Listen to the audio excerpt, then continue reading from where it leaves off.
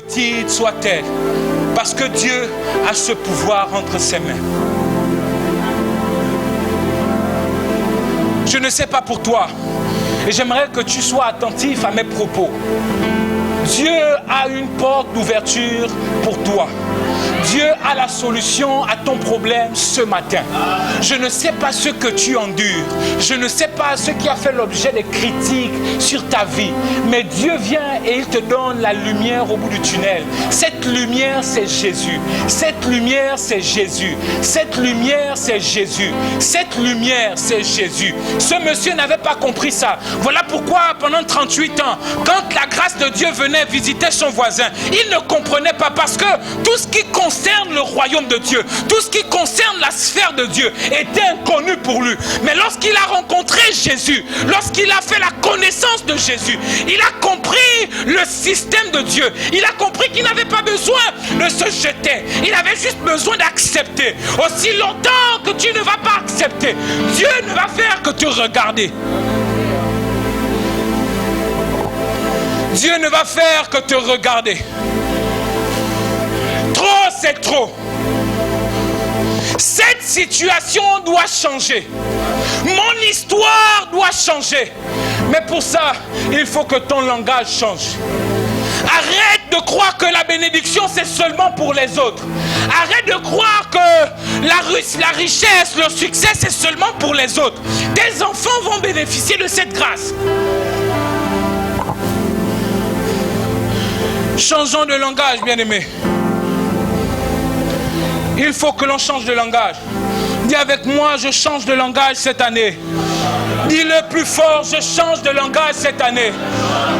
Dis-le encore plus fort, cette année, je change de langage. Cette année, je change de langage. Cette année, je change de langage. Est-ce que tu peux acclamer le Seigneur? Je vais rapidement terminer.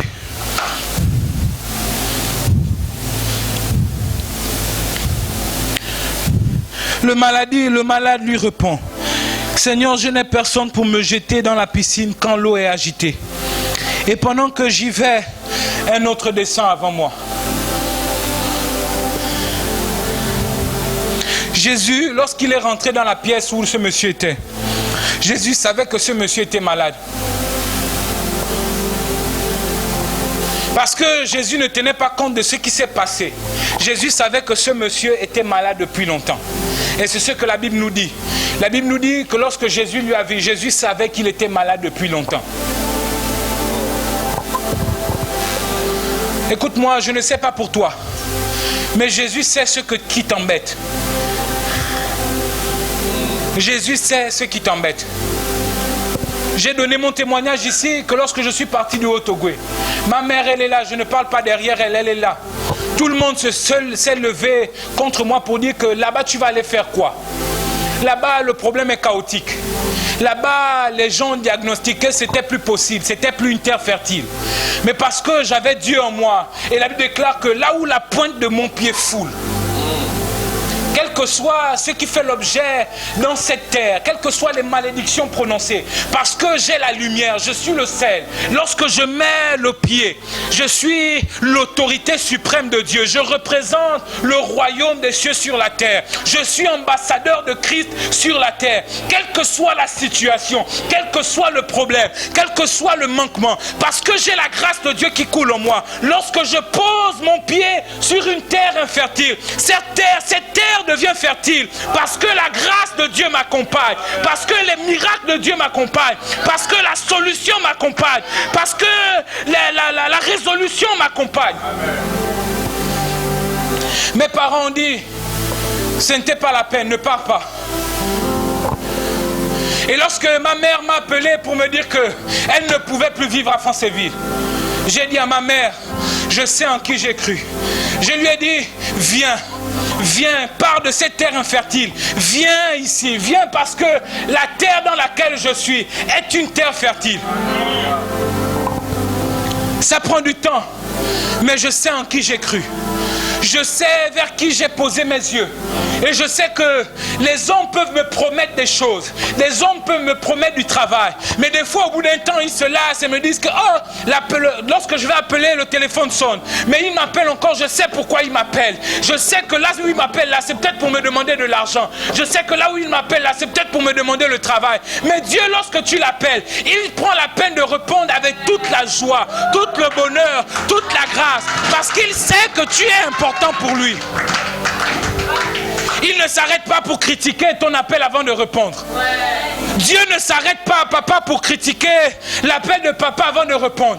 Lorsque papa appelle Dieu pour dire que, ah, mon père, j'ai des problèmes ici. Regarde comment ma famille est. Regarde ma petite fille. Regarde mon petit-fils. Regarde le problème qu'il a. Regarde le fait qu'il ne travaille pas. Regarde le fait qu'il... Écoute-moi.